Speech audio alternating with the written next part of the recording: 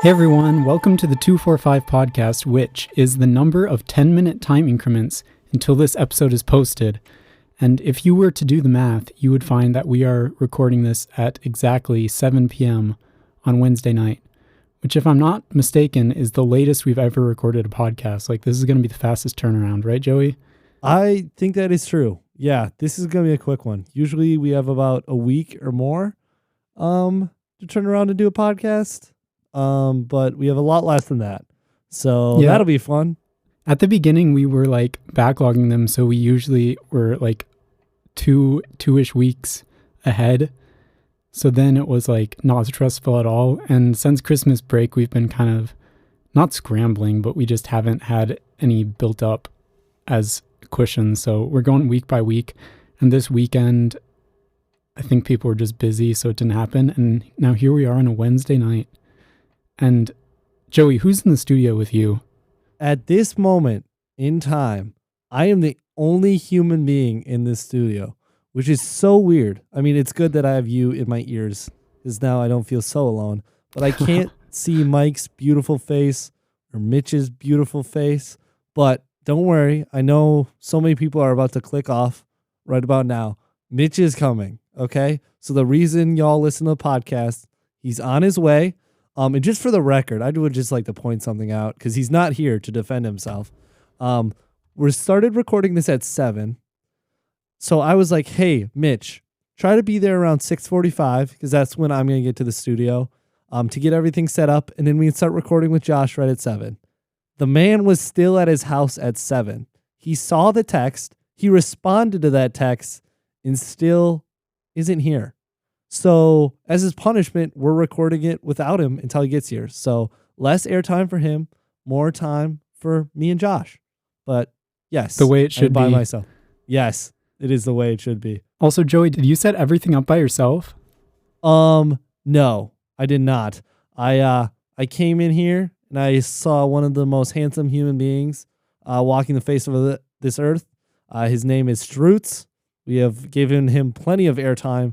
But he is I don't know what kind of, he's some sort of media major. So he was working on some homework in here. And I was a little concerned at first because all the studios were filled up. So I was like, we're not even going to be able to record one. But luckily he was just finishing up. So he left. Everyone else left. So now I'm the only one in any of the 3 studios that I can see. But he helped me set it up a little bit. But I set up part of it, which normally Mike does. So. But he's on duty. I thought that was impressive because we started at 7 o'clock on the dot. Like I called the number at like 6:55. You picked up right away. You tested everything. It was all working. And I was like, whoa, that was smooth. Yeah. Do we think this is a coincidence that as soon as Mike is not here, everything works flawless? That's what I'm saying. It can't be a coincidence. It can't at all be a coincidence. So if Mike has been sabotaging this whole time. Yeah. He just wants it to take longer for some reason. I don't know. We should interview him about that next podcast. Why get to the bottom of this? Yeah, why are you trying to sabotage this podcast? But if you're wondering where Mike is, he's working. He's a big RA. I don't know, big deal apparently. I mean, apparently. Yeah, and who rooms with RAs? That seems like a stupid idea, right, Josh? Yeah, whoever thinks that's a good idea, like, I don't know what you're thinking, honestly. That is a terrible idea. Don't room with RAs. But we don't know anything about it. But no, we wouldn't. We just know it's not good. Yeah, we've just heard from other people that it's a bad idea. But he is on duty right now. He's in AK. He just has to sit there, and if people have problems, they can come to him. But Kyle was visiting him too. Oh, Kylie, for those who don't know. That would be weird. Yeah, I'm gonna move on. I'm gonna move on. So yeah, she's there too. They're just sitting there doing nothing, but Mike can't be on the podcast. So we're about to have the most elite podcast that we've ever had. Right, Josh? I agree. I also see Mitch is on, I'm stalking him on Life 360. He's on Lincoln Drive and just turned left into the Mel parking lot. So in a second, Joey's going to have to go let him in. Yeah. Yep. I'm going to have to go do that. Should I go do that now, Josh? Do you want to I don't know. Josh, you have the floor. You have airtime all by yourself. And no one is here to comment or interrupt. You wanted to like go through your day or something, Josh? And I'll No, be back. this is the most uncomfortable I've ever been, but I will do my best. Okay, Josh, listen to me. I have full confidence in you. That's all you need. Okay? Appreciate that, Joey. Okay. 3, 2, 1, go, Josh. All right, everyone. Now that I officially have the floor, I think I'm just gonna outline what we're gonna do the rest of the episode, because with Mike gone, we had the idea, as you probably guessed by the title, to just basically talk about Joey and what he's doing for the entire podcast. So we're probably going to start by going through our days. Joey said he had a story. Mitch always has stories now that he's a DQ worker, college dropout. So hopefully he has something to say. Josh. What? I literally ran to the door. Hold on, I'm out of breath. Hold on. I ran to the door. Puffing. What? You're puffing. I know, I don't run that much. But I ran to the door and he was literally walking right in front of it. So timed it perfectly. Yep. The timing was impeccable. That felt like 10 seconds you were gone. What? It was actually so fast. Because I just got up, ran, and he was literally right by the door. So we're gonna have to like go back and see the time split on that, because that was crazy. It was pretty fast. Mitch, I got beef with you.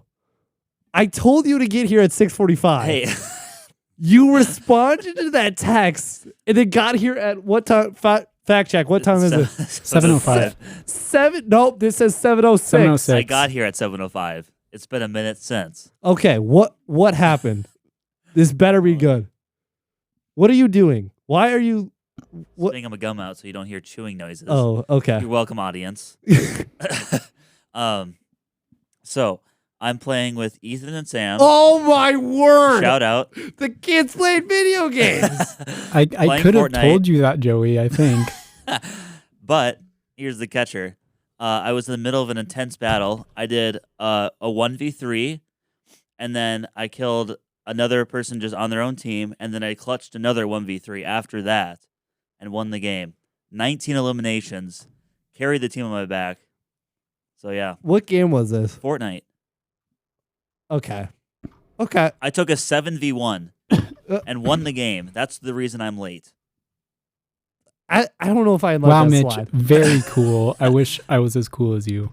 I still can't believe you were late because I was playing video games. Kids, don't let your kids drop out of school. This is what happens to them. They're late to hang out with their buddies because they're playing Fortnite. With my buddies. Yeah, that's fair. That's fair. Okay, Mitch, walk us through your day. How was your day? How was my day? Well, kind of on the trend of, this is why you don't drop out of college. Oh, my word. I didn't have work today, so I woke up at 2 p.m. Hold on, real quick. I texted like the group chat, or no, someone else texted the intramural basketball. Evan texted the chat at like 9 in the morning or something. And then Mitch didn't respond until like 2. And I was so tempted to say, did you just wake up, Mitch? But I was like, no way. He did. Hey, if I do that again, send me that text. Yeah, I got to do that. But yeah, responded to Evan's text. I don't know. I was trying to play with some people, but they weren't available until like 5 p.m. So, yeah. But otherwise, played some Fortnite by myself, and then played some Fortnite with Ethan and Sam, and now I'm here. Okay, so let me get this So straight. my day has been 5 hours long. You woke up at 2, proceeded to play Fortnite by yourself till 5, 3 hours, played Fortnite for 2 more hours with buddies, and came here. Yep. That's your day? Uh-huh. So far. Now I'm here, and now we're going to take a dub in the tournament. Oh, yeah. Josh, we got our championship basketball games tonight, so it's semifinals and finals. Ooh, how's the season been going for you guys? Actually, way better than I thought. Yeah. We've managed to only lose twice. Conveniently, the 2 games I was gone for. Wait, what? And me. Yeah. Oh yeah, and Mitch was gone. But we're back, so we might run this. We might. Who do we play first? Okay, so the first team we play is the NPCs. They're the number 1 seed, but they are not a number 1 seed. Okay. They should not be number 1. Honestly, I think they might be the only team that we will be able to beat. So that's kind of nice. If we win, we either play Aaron's team again for the fourth time. For the fourth time. Wait, you've played them 4 times? Yes. Someone. I don't know how. Okay. I do not know what is going on with intramural basketball. The seeding is janky. We lost 2 games, and we beat Aaron's team 2 out of the 3 times. Both on game winners. And yet we were like a 3 seed or a 4 seed. I haven't looked at it, but that's outrageous. And it's that's disrespectful. And this other team that Aaron's team's playing, which I think is the best team in the tournament. Were you there for that game? Where we just got absolutely pummeled? I don't think you were there. I don't think I was. We played this team. Oh my goodness! Every single one of their players was better than like our best player. So it was like there was like nothing we could do. I think they should be the number 1. They are the like number 6 seed in the tournament. What?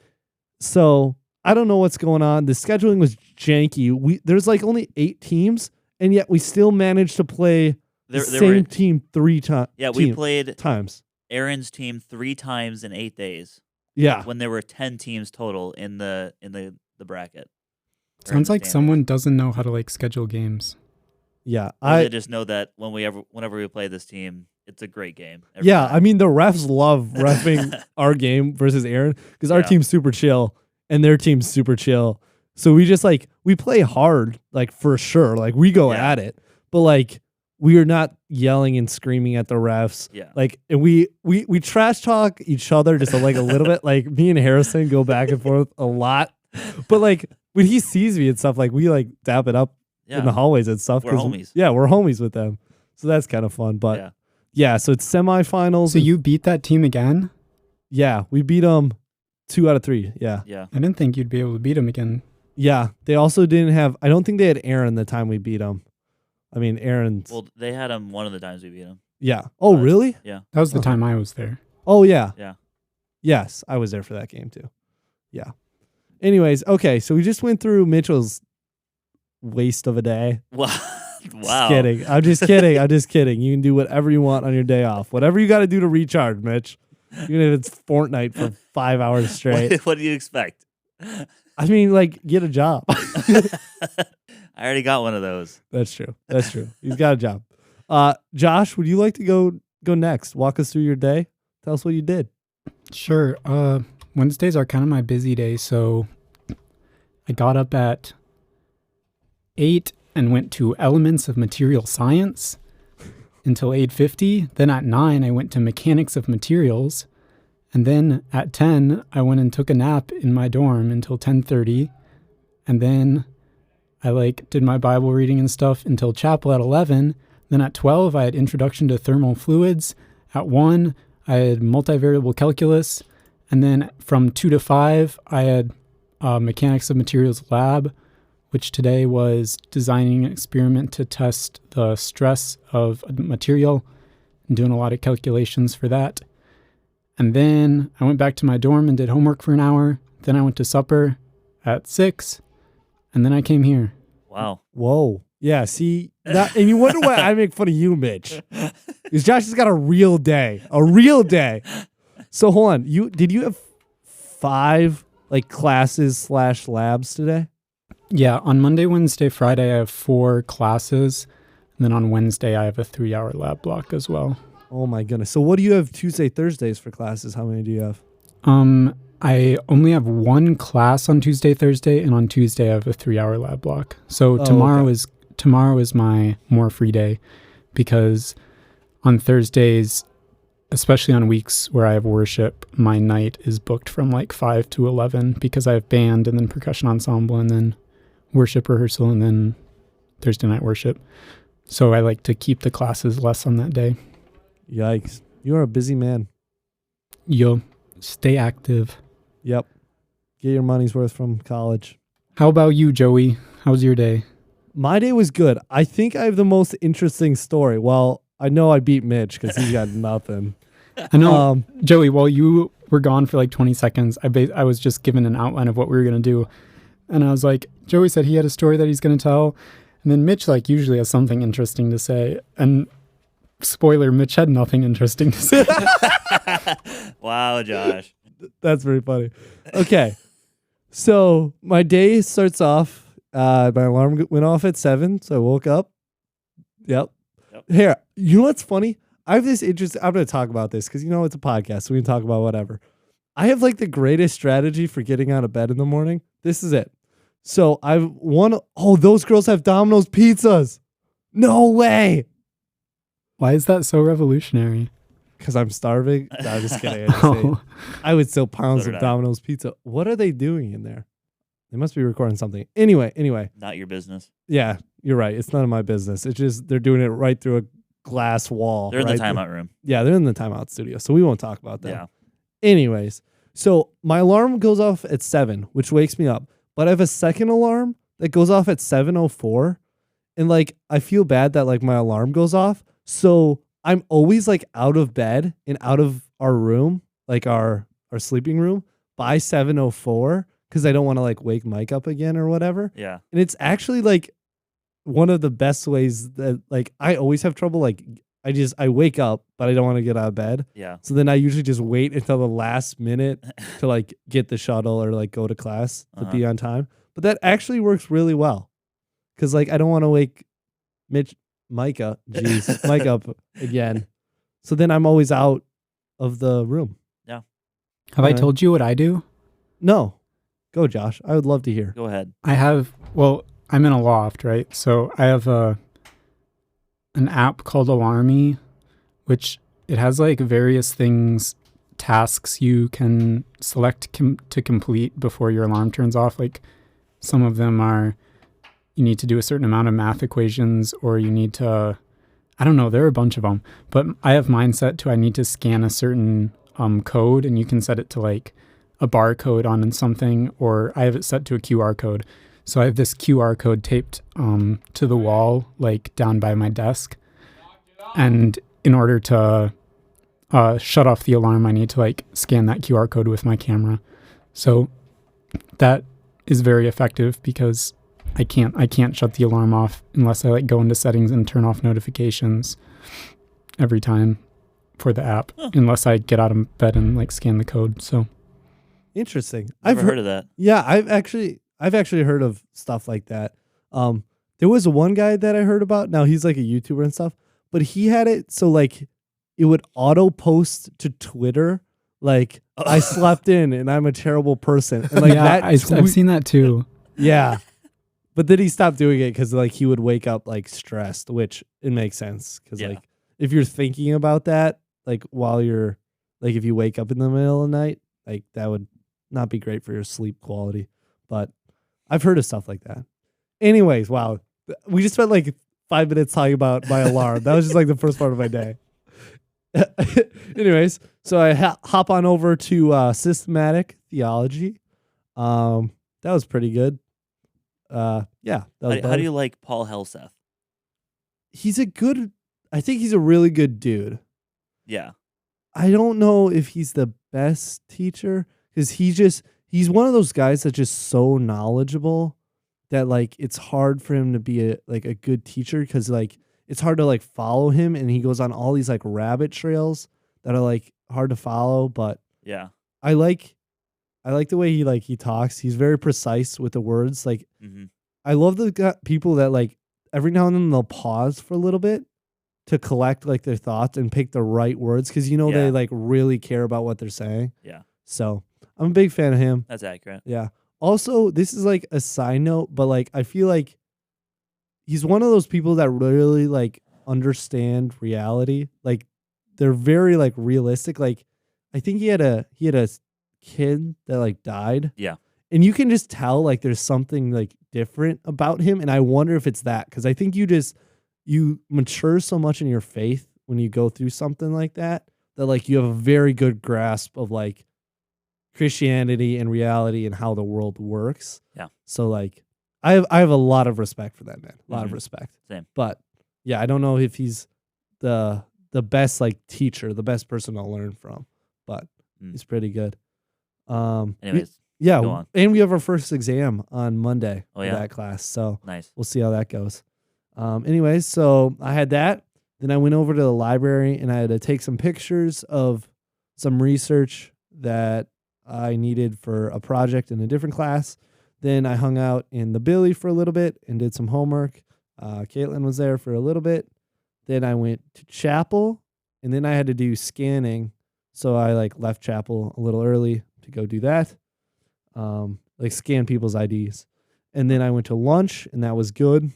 Played cards, so that was fun. Then I went to my history of Christianity class. We talked about the Crusades. Not a great time for the Christian church there. Definitely some poor decisions made. Mm-hmm. Yeah, we'll leave it at that. Yeah, we'll leave it at that. Yeah. Yep. So then I went back to the dorm. I had a FaceTime call with a girl I'm in a group with, Jordan. Girl Jordan. Yep. Girl Jordan UNW is her contact name in my phone. Girl Jordan UNW. Girl, yeah, because there's a guy Jordan who I'm friends with too. So yeah.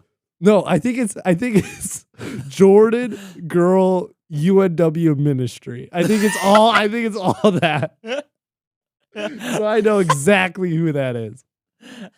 I named my contact. Very strategic contact naming just in there. case there's a Girl Jordan UNWSP like not ministry. Not ministry.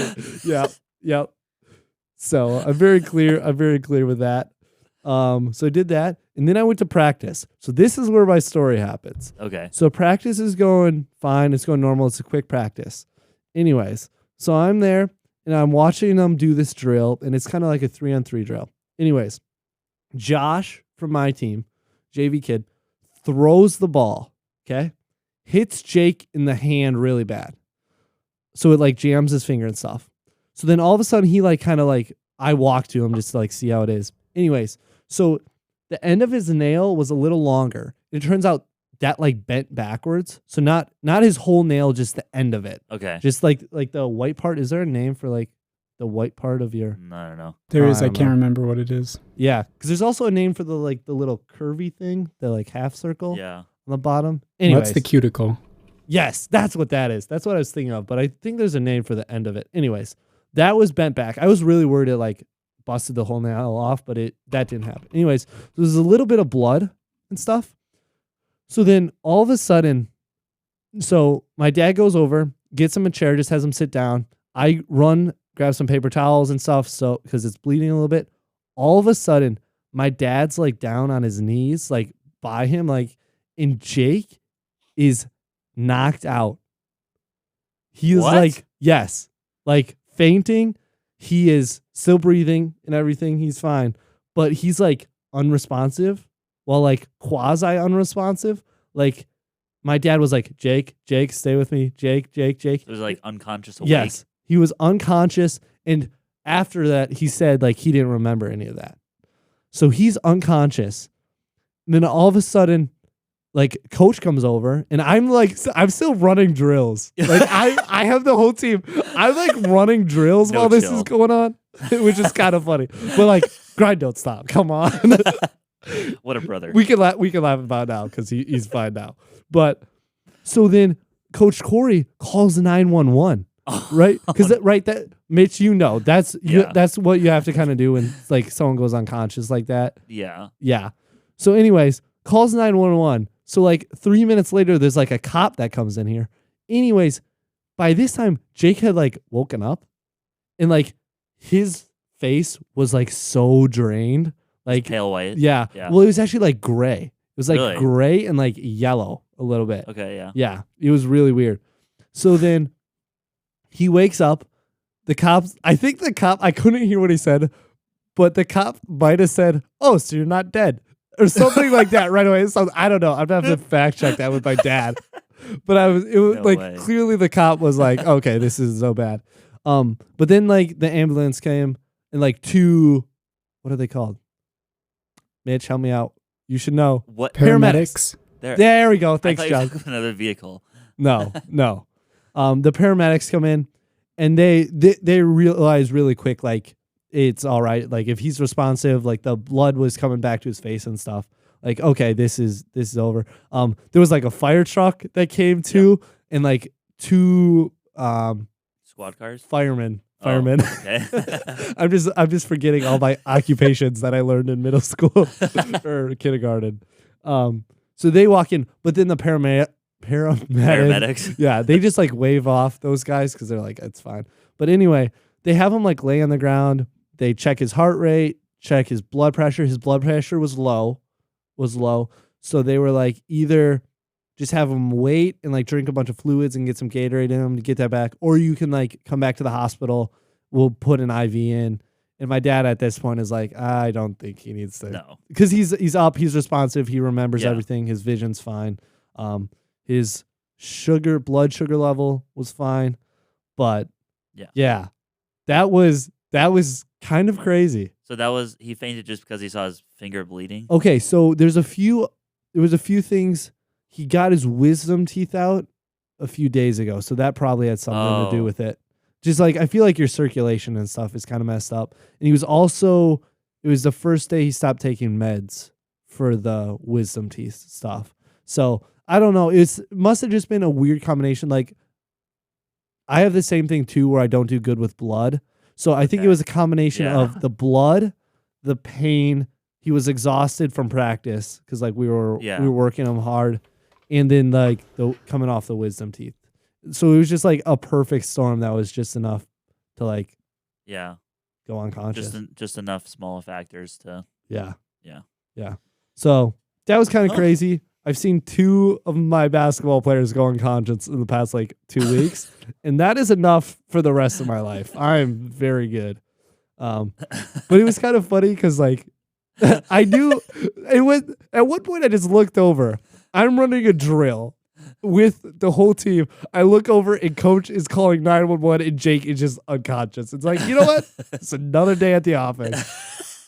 And you just continued to run drills? Yeah. In hindsight, I don't should have know probably about that one.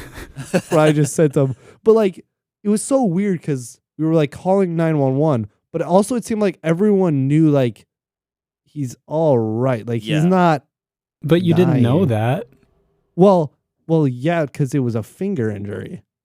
Like if it was his head, we'd be really concerned, or like he got hit in the stomach. But in the back of my mind, it's like, how does his finger knock him unconscious? Yeah. Like it's not a breathing thing. He's breathing fine. His heart rate was fine. I mean, there can just always be other stuff that you're not aware of that Yes. takes an inciting incident like that to pop up. So that could have exposed an underlying condition that you had no idea about that until is true. that point. That is true. So, but anyways, then I just came back to school, got some food, and now I'm here. Can't believe the policeman, bro. Well, it looks like you're not dead. Something like that. I need to talk to my dad about that. That's funny. Yeah. Yep. So that was my day. Nice. Yeah. Yeah, that's pretty exciting. Yeah, it was. And it was just like weird because it's like my little brother and stuff. But well, Jake, if you're listening, glad you're okay. yes, we are very glad you're okay. Rest up. Also, something I've noticed is like I stay like really calm in like situations like that. Yeah. Mitch, do you have anything like, has anything ever happened like that? Like emergency or anything like that? Like, have you ever had anything like that? Anything like that? So, I'm going to say it a few more times. Well, like I mean, I've experienced my own emergency. that is true. So that doesn't count. yeah. I can't really be calm in that situation. No. So yeah. Yeah. Josh, have you ever had anything like that? Yeah, I have. Yeah, I would say I'm probably in Joey's boat. Like I stay pretty calm. Yeah. It's really weird because like part of me is like I should be freaking out, but also freaking out doesn't help anyone. Yeah, so and it's a chain reaction thing. Yeah. Like everyone else starts to freak out because you are. yeah. Yeah. Yep. Anyways, that's my story for the day. Josh, what are we talking about today? Mitch, do you even know what we're talking about? Joey probably told you. Okay, so Joey texted me. I want to read this because I think this is wrong. He said, Josh said something about interviewing me kind of about my manager. Oh, major. I was like ministry or like major or something. I was like, your manager? You both have the same manager. Yeah, Joey, I'd like to talk to you about your manager today. Can I speak need to see your manager. Yeah. We just talk about Austin Bartz. I don't think he listens, so we could say anything we wanted to. That is true.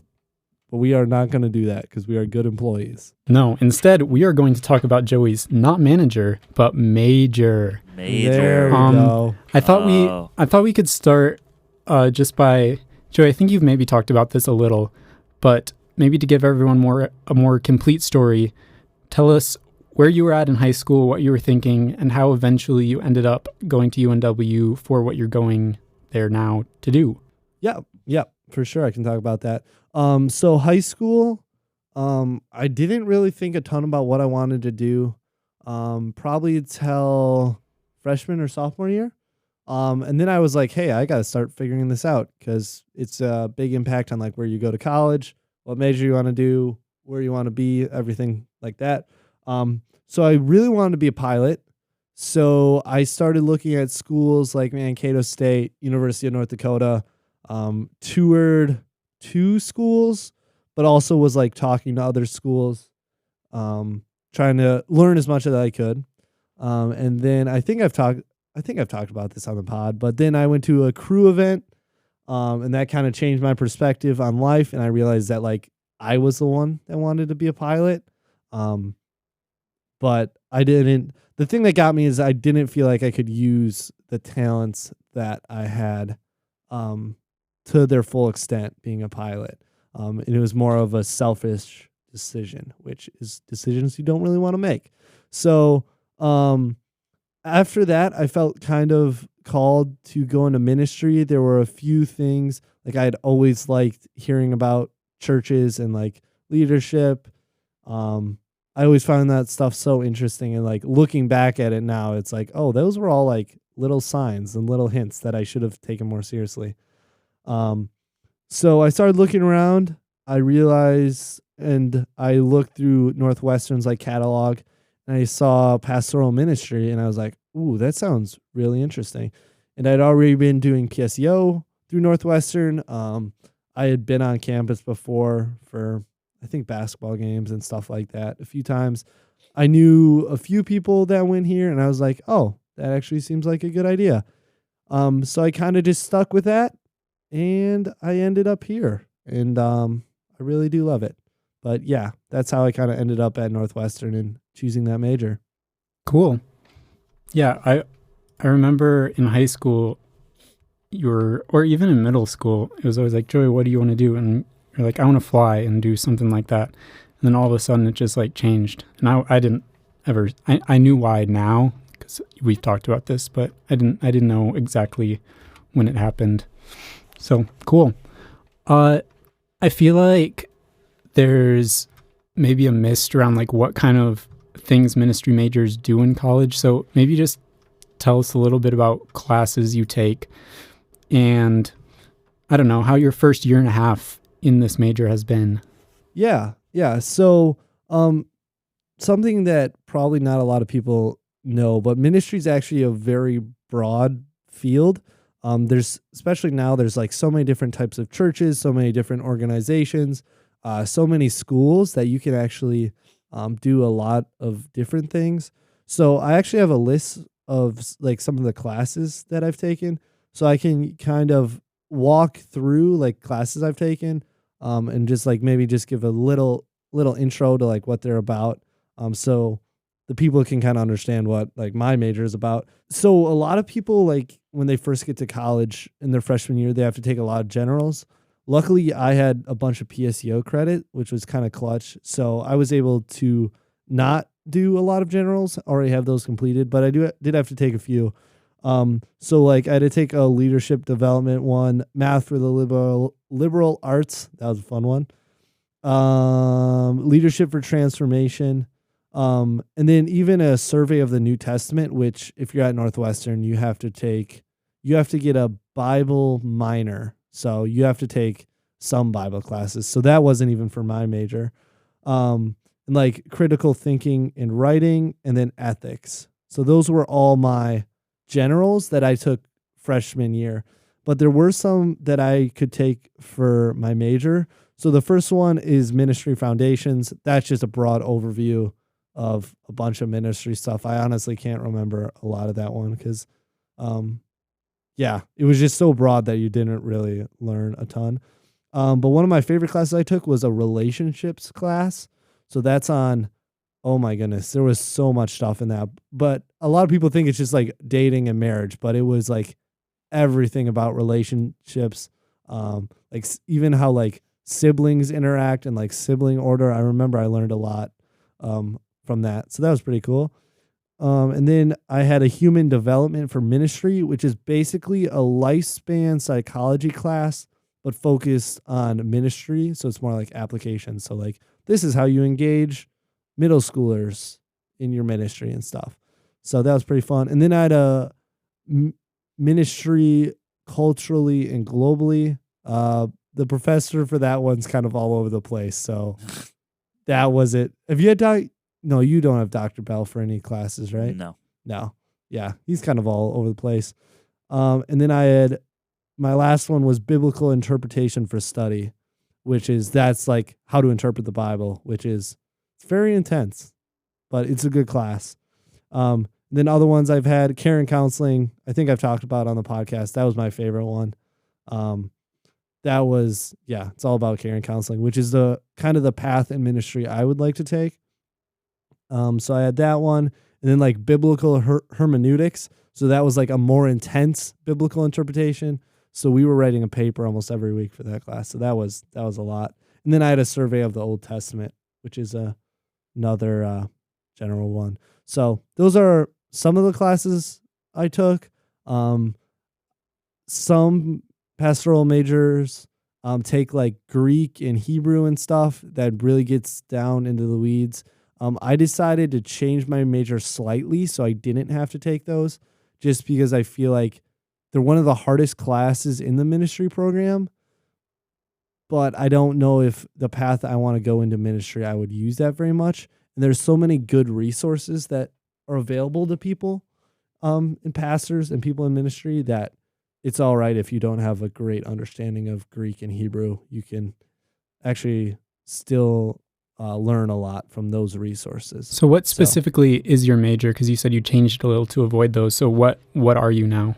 I'm still an MDiv pastoral major, but I switched it from a bachelor's, I think like a bachelor's of science to like a bachelor's of arts or something like that, where it was just tiny. It only switched like 2 of my classes or something like that, but it was able to get out of Greek. Okay, cool. I'm interested in the biblical interpretations one. So like the hermeneutics, I feel like when you say you're writing a paper every week, people would be like, what is there to write papers on? So what did those look like? Yeah. So one of the first things that you learn in almost any biblical interpretation class is just the different genres that there are in the Bible. And there's different methods for interpreting. There we go. Thanks, Mitch. Interpreting different genres. So what we do is we would divide our papers up into genres. So you would have to write one on interpreting Old Testament law. So then you'd pick a passage, you do a bunch of research, you'd use a ton of commentaries, and then you'd use the principles that he taught in your paper to be like, this is what this passage means for us today. So then we just did those for a bunch of different genres, and that's how you end up with a paper almost every week. But I did enjoy that class because it's very practical, and it's something that not a lot of people know how to do. So it's a pretty helpful skill in helping others interpret what a passage means.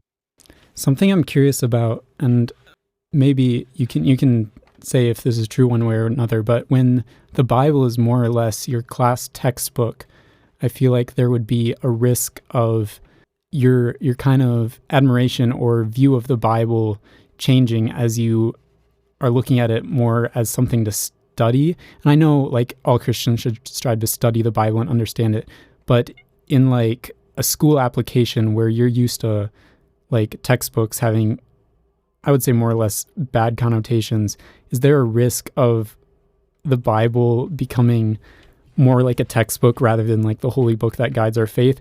Or would you say these classes still have helped like you grow in a love for the Bible by understanding it more? That is a phenomenal question, Josh. Actually, I would say the total opposite is true.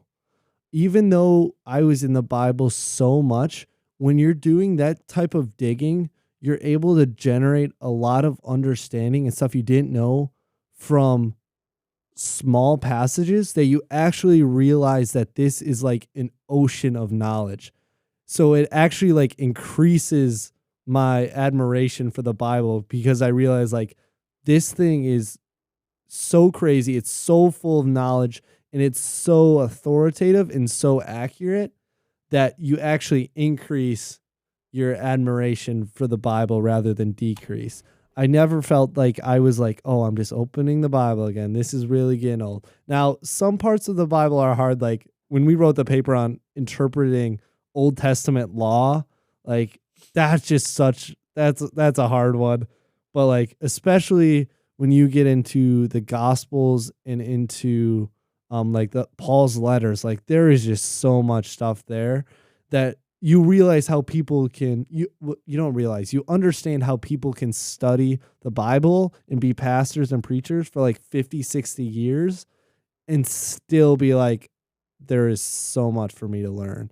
Like you realize that you will just never completely understand the Bible, which is really cool because I think there's so many fields where you can understand a lot of it and a lot of it is very easy to understand. But I feel like no matter how young or old you are, there's still something in the Bible for you. So that's a phenomenal question, Josh. I wanna applaud you on coming up with a question like that. That's how I thought you would answer that way, which I'm glad for because I feel like I haven't obviously been around you as much, not being in school with you, but just from talking, I feel like I've seen your love for the Bible grow just, I don't know, through things you've said or even, I don't know, just the general way you've changed through college, which is it's not a transformation because you were pretty epic even in high school. But thanks, Josh. I appreciate that. I just think through that you've probably grown a lot, which is really cool. You've talked about on the podcast just how much you love Bible commentaries, which I just thought was really, really cool. So can you talk a little bit about commentaries and the role they play in like your research and kind of what they are?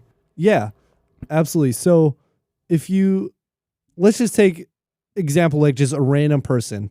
Like if you don't know much about like Bible studies and Bible resources, and you walked into the first section of our library, which is right where the Bible stuff is, you would be totally overwhelmed by the amount of information, the different types of resources. It'd be a lot to handle. So one of the very first things that we did in our interpreting scripture class is we went to the library, and you're actually able to break it down very easily. So like one category is commentaries. That's the one I use the most. But another example of one would be like Bible dictionaries. So that's what I was using for project today. Actually, I was using some different Bible dictionaries. So that a Bible dictionary is where I would go to like, I wanted to learn about what was a rabbi in Jesus' time. So I was able to find rabbi in a Bible dictionary. And then there's like 2 or 3 good paragraphs, well-researched, accurate information about that. Bible commentaries are a great way to understand a specific passage. So they're organized in volumes, usually by book. And there are some huge volumes that I use, like where it's like 24 books or something. It's the whole Bible. And then in the library on that one shelf, there's like 10 volumes of different publishers making different commentaries. But if you actually break it down, it's so easy. So if the passage I've been looking at is Matthew 4:18 through 22, which is the calling of the first disciples. All you go is you pick out whatever series you want. It doesn't really matter. Whatever volume of commentaries you want to use. You find the Matthew commentary, which is pretty easy to find. Then you open it up and you can find your passage. Usually they divide it up into sections. So like the calling of the disciples would be a passage.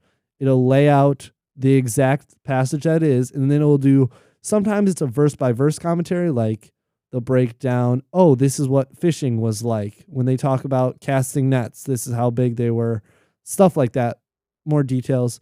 So they'll usually talk about like a verse by verse breakdown, and then they'll do like an application section or a commentary section about like, this is what we think this passage means. This is how we think it should be interpreted. So it's actually really fun because you look super smart doing Bible work. Because you like when I was writing my paper, I would have like the passage and I'd have a stack of like 5 or 6 books. Yeah. But and everyone's like, oh, that looks like so much. When really I'm using probably 15 pages. Yeah. Like total from all those. Because it's only going to be a page or two about the section you're going to use. Sometimes it's a little more depending. Some are pretty extensive. But like if you have ever struggle with a passage and like I don't really know what Jesus was getting at in this passage, you just look through 2 or 3 commentaries and you will be amazed at what you can learn through that. So it's really nice that we have our library. It's very organized and stuff. And like because of my classes that I've taken, like I know the library like the back of my hand. I know what series commentaries I like, which volumes I like. So if you're ever like overwhelmed by that, if you ever like go to a library that has something like that, it's really simple when you break it down. It's just kind of like everything else. It's overwhelming at first, but then you get your feet wet and you realize, oh, this isn't so bad. Mm-hmm. So yeah, highly recommend commentaries. If there's ever a passage in the Bible that someone brings up that you don't understand, or they're trying to like base their argument off of that, just go to a library, find some commentaries and read them, and you will be amazed at what you can learn in half an hour about a passage. Cool. Now I know everything I needed to know about Bible commentaries and more. Absolutely. I'm sure Dort has them. I don't know where they would be. I mean, they would be in the library, but I haven't like seen the big section, but perhaps I will look sometime. Yeah, hey, maybe that's what we should do for fun when we come down to Dort. We'll just be like, let's just go read some commentaries. First thing indoor, let's go look at some Bible commentaries. I'm down. Yeah. You guys need to get down here first, but when you're down here, we can look for Bible commentaries for sure. Next boys video. Yeah, that's kind of I started thinking about like the Dort trip, like, I don't know, it was like a month ago. I wrote down on a note, start planning Dort trip. And it's still there. So we need to figure out a date to come down because that was hype. Got a few more months. Yeah. All right.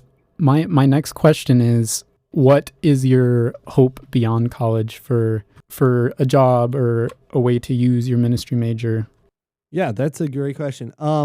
Ideal, very specific hope would be, I would love to be a campus pastor at Eagle Brook. I'd love to be at Blaine. Dude, that would be so sick. Too bad JT isn't there anymore. Too bad JT isn't there. He was the best. Anyways, he had to start in Minneapolis. So, that's good. Well, we can share him with Minneapolis. But I would love that setup. I've talked to, so JT is John Taylor. We know him. He taught at the high school for a little bit.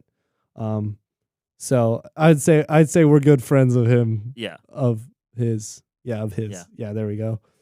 But I've talked to him, like when I decided to go to Northwestern, I kind of asked him about his job, like what he did. And it's a lot more meeting with people. You do a lot of like counseling and stuff, which that's like my jam. But then you also do like leadership stuff, working in teams. I love being on teams and working in teams. But also like you don't have to preach, which is, I mean, I would be willing to preach, absolutely, if that was the path that God wanted me to lead on. But I'm telling you, man, I'm in a preaching and worship class. Preaching is no joke. We do not give those people enough credit. Like, man, it's if you do it the right way, it is a lot of work. Yeah. Anyways, so I don't feel particularly called to do preaching, but of course I'd be open to that. But yeah, that's kind of where I would like to be in a couple of years here. But we'll see. I would have no problem like being at a different church. I don't think I would want to be like a head pastor. There's smaller churches where there seems to be like one guy that runs it all. I don't think that's the best way to do ministry because I think of that verse where it's like we're the hands and feet and like the eye and the ear, and they're like the eye can't look to the ear and be like, yeah, we don't need you. Or like I think our gifting is more specific than just ministry. So I think it's kind of not the best model to just have one head pastor be doing a lot of different things, but you kind of have to do that with smaller churches. So I'd love to be like more of an executive pastor or a associate pastor or something like that, where I'm totally fine working underneath someone. I do not need to run the joint. That is for sure. Yeah, but that's where I'd like to be. But we'll see. You never know. I also want to be a pilot, and look where I am now. Exactly. You can't plan too much. No, you can't plan too much. About a year. That's about all you get. You can plan about a year out. Maybe that. But maybe you could be like Maverick and repair an old plane on the side. Yeah, Fly it every once in a while. I've like talked about that like before. Like, hey, maybe you could just do like aviation on the side. Yeah. You don't do aviation on the side. Like, maybe if you're like stupid rich, you could do aviation on the side. But like that's not a great hobby to get into. Is aviation? I see. Yeah. It's really expensive. Really, really expensive. So yeah. Don't think that's gonna happen. Find a rich friend. Sad. Yes, I'll find a rich friend that it's got a plane. Yeah. Because I mean it wouldn't be that hard to get like your private pilot's license. Like that's not super hard to get. But getting a plane, getting your own plane and storing it in insurance, like I looked it up. It's like for this guy did his breakdown for like the plane he had. And like when all the math was like said and done, it was like $50 a mile. Like that's what it came down to. Like storage is like 100, and it's super, super expensive every month to store a plane. So yeah. Anyways, side note. You have always mentioned that kind of counseling or hearing and listening to people and trying to help people out is one of your passions. Have you had, I think one of the classes you've talked about that you've liked seems sort of down that path. Do you have any more classes that are more geared towards that type of ministry? No, that would be the only one. I mean, I kind of had one that was like pastoral foundations, which was kind of a little bit of everything. So that kind of talked about it a little bit, but that was the only class that was really focused on that. Now, if I was super set on that, I could just like pick up a psychology minor. That's what I was wondering about, if some people do that.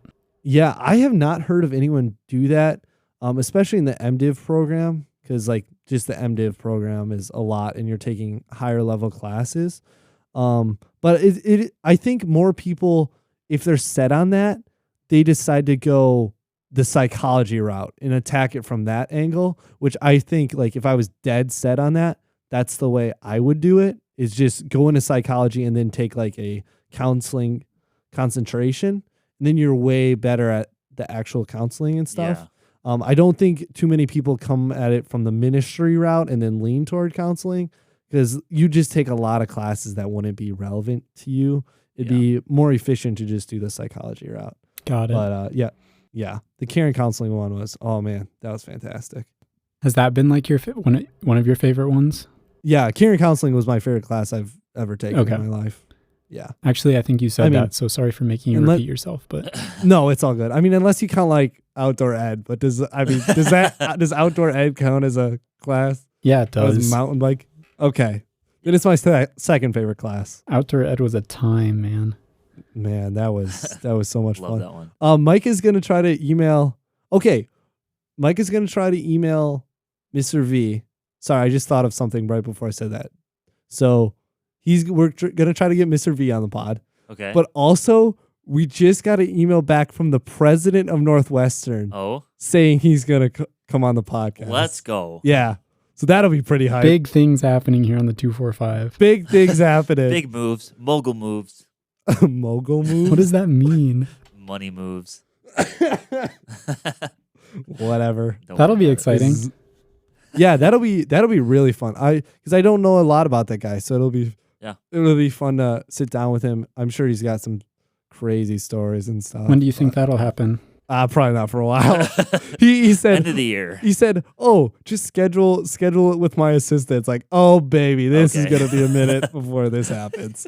Not It's necessarily. like an hour meeting I mean, just to schedule one thing. yeah. Yeah. We'll see. We'll keep you guys posted. We'll make it happen. Yeah. Oh, and we talked to Mr. Schumann, and he's gonna come on the pod too. I was going to ask about when'd you him talk to because him, Mr. V, and Mr. Clemens are the ones I really want to have on still. Yes, Mr. Clemens. Yeah, man, all those guys would be. Man, we got an elite lineup coming up. This is gonna be fire. Yeah, we haven't had a ton of guests for a bit. Like we had Mr. Teen at the beginning and Mr. Schumacher, and I don't know, but yes, getting some more people like that on would be really fun. So Yes, yeah. Look forward to the future. 245 listeners. The future is so bright. Yeah, it's so bright. We are Oh, stacked. Oh, another thing, just remembered, we passed 2,000 listens. we did. Let's go. Wait, who? Oh, I shoot. called 10K. Okay. Who So- called 2,000? Josh, was that you? I have not called anything because Did anyone? I think you guys get more satisfaction from announcing it. So go you. Okay. Also, I forgot, I have a few things that I need to bring up, like in closing. This will go quick to Okay. wrap it up, but a few things. First of all, I am right about the time remote thing. I found the equation on the board of the high school, the equation I was thinking of. So everyone from the last one with the time remote said if we pause time, the particles in the air wouldn't be able to move because time stopped. And I was like, there's this formula that's talking about this, and now everyone thinks I'm dumb. But I found the No, formula. Joey, I knew The exactly what you were talking about. That's just talking about macro kinematics, which is not like applicable, I don't think. Mitch, do you think it's? I think it's applicable. It's It's applicable. Anyway, I found it. And the formula is velocity equals displacement over time. So if time is 0, then there can't be any velocity. Yeah. Right, Josh? Correct. You could have just like figured out that with units. Velocity is I meters know. per second. I know. Yeah. Anyways, another thing that I thought of. So the podcast where we did wildest job interactions, Uh-huh. I had one that we didn't bring up. Uh-oh. Josh, were you there when the cops showed up for landscaping? Oh, at Austin's property? Yes. No. You were not there. No. Ooh. This sounds interesting. Okay. This will be quick because we got to wrap it up Another here. story involving the cops. Anyways, but as soon as I told Mandy that, like, oh, we did wildest job interaction, she's like, oh, so you talked about the cops showing up to work. I was like, Nope. nope. Wide-eyed. Uh-oh. Totally forgot. So I'll go quick. So we were at Austin's property. We were removing buckthorn there. So it was me. Oh yeah, Josh, you weren't there because it was me, Seth, and George. We're all there. And my car. So this is the thing. To get to the back of Connor's property, you have to like walk through a park. And it's like super far. Whatever. It's yeah. What? Well, you got to get on like this path, and it like goes by a park. It's like a forest preserve. Like Oh, yeah. I see. It's public property. Anyways, so Austin would just drive down the path because it was a long walk. Like it'd take like 5 minutes. So he just drove down. So I just did it too. So anyways, my car was just like parked by like this park. Mhm. So someone called the cops anyways. So the cops show up and they're right away they know like what we're doing and stuff. Like they're super chill. They were like, oh yeah, we thought some kids were like smoking weed back here or something. And they're like, no, we're just taking down buckthorn. But the interaction was very wholesome. Like no one got in trouble. They just had me move my car. That was it. But it was fun because they started asking questions like about what we were doing. So we just explained like buckthorn to them and like buckthorn management and like Yeah. how we poisoned it and all stuff. But anyways, that was a pretty interesting landscaping story. Because Austin wasn't there, was he? It was just you guys. Yeah, so Austin wasn't there. So that was kind of the thing that made it interesting because like Austin could talk to him and stuff, but it was just us working there. So but we figured it out. They were all good. The cops were super nice, super chill. No one got any tickets. Yeah. But Nice. that was kind of crazy. Not too many people have cops show up to their job site, but Nope. yeah. Oh, I just thought of another one. There are actually two, but they're both kind of related. I literally heard you were talking about cops and you're just showing up to your workplace, and that immediately triggered. And I also saw a cop car just drive by through the intersection here at Lydia. It's the Holy And I was like, Spirit. Yeah, moves in mysterious ways. Yep. So, this happened 2 summers ago. So there was one last summer and one 2 summers ago, and they're both involving car chases.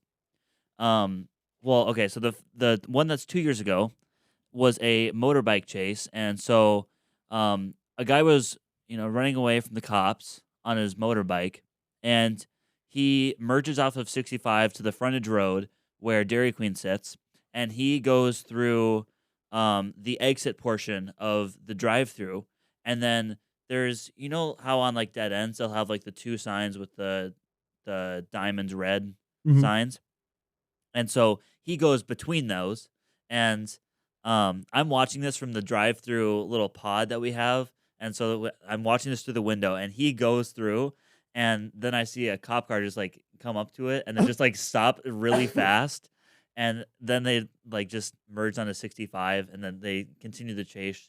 I think they actually went towards my house, Oh, nice. and though they were right. The guy abandoned his bike right by Luke Van Geest's house. Oh, really? Yeah. And so they eventually caught him in the forest. But anyways, so when this guy hopped over the curb at the dead ends right next to the Dairy Queen, I noticed that he lost his brake light. And so after all of this had blown over, like a couple hours later, I was really curious about it. And so I run out there, and I go to the exact spot. I see all the dirt bike tracks and the police car tire tracks going up to the highway, and I pick up the brake light, and I have the brake light at home. Oh, So nice. I have evidence Nice. from that car chase. Wow. Yeah. That's And so there was cool. also another one last summer. This was an actual car chase. It was a BMW, and they had Always gotta watch out for a those guys. back turn light from the back of their car, from the back of the BMW car. And yeah, they also went over the curb at the dead end and through Quick Trip. That's right there. So I have 2 pieces of evidence from 2 car chases in 2 summers in a row. You're just Wow. making our neighborhood sound like the sketchiest place in the world with all your stories. Yeah, that's true. That's true. Blaine is actually a very safe It's area. not that just bad so at all. everyone- Yeah. There's a Yeah. lot more homeless people than there used to be around there. By my house, there's kind of a bridge and 2 woods areas, and there's always like homeless people in the woods and like setting up shelters. So I would say it's getting worse, but it's not that bad.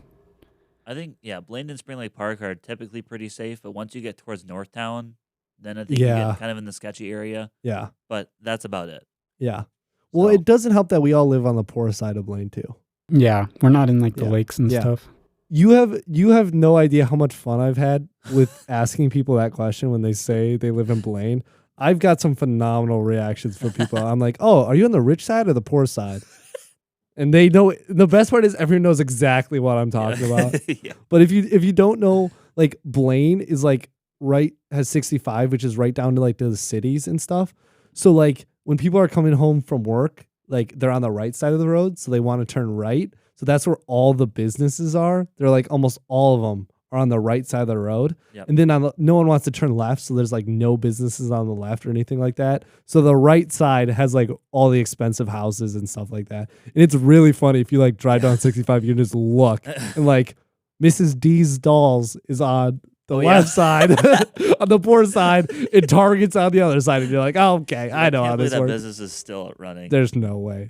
They're laundering money for sure. Yeah, it's kind of a weird story. Yeah.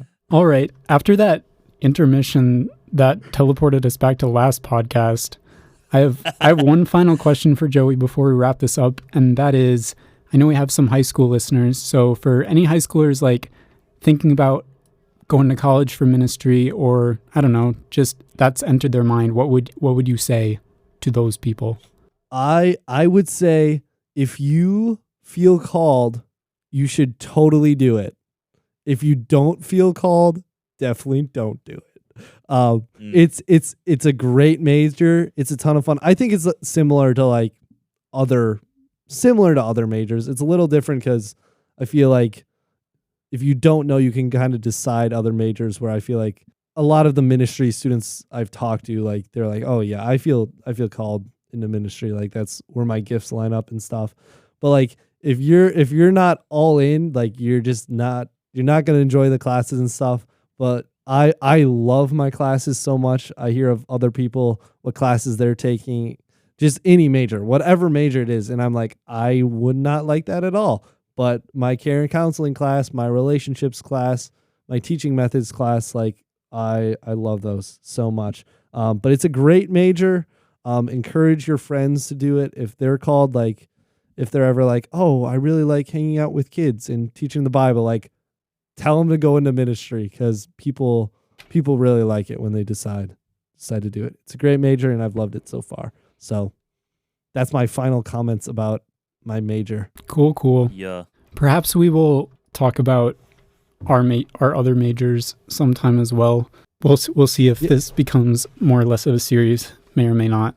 But I think for sure we got to do it. I feel like I can't be the only one. And Yeah. like Josh, I want to hear more about your major. Mitch, I want to. You may be the only Mine one. should be later Yeah, Mitch. Yeah, we might need to wait a while because I haven't even gotten to nursing school yet. So yeah, yours hasn't even like really. I could talk about my prereqs, but Yeah. no. Stay It's not tuned very for Mitch in like 2 years. Yep. Yeah.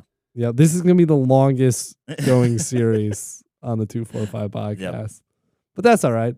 That's all right. Anyways, Joey, it was cool hear a little bit more about your story and your classes. And yeah, hope you guys enjoyed hearing about it as well. Thanks for listening. As always, hope you all have a great day. See you in the next realm. Peace out, gangsta.